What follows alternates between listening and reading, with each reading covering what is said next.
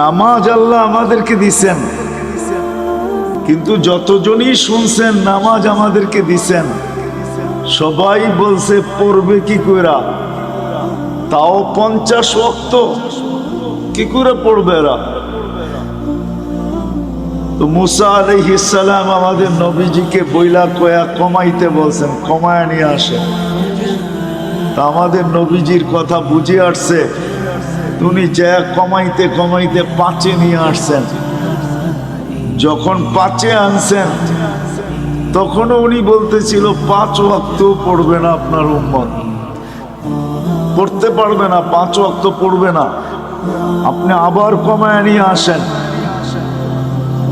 কিন্তু আমাদের নবীজি বলছে আমার লজ্জা লাগে। কিন্তু মুসা আলাইহিস সালাম বারবার বলতেছে পড়বে না, লজ্জার দিকে তাকায় লাভ নাই, জান কমায় নিয়ে আসেন।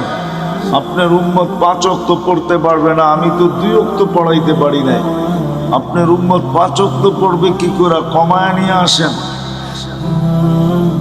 আল্লাহ ভালোবাসে, এই জন্য কানে কানে বইলা দিছে 5 ওয়াক্ত নিয়ে যান, আমি নিজে সবাইকে ডাইকা ডাইকা পড়ায় নেব।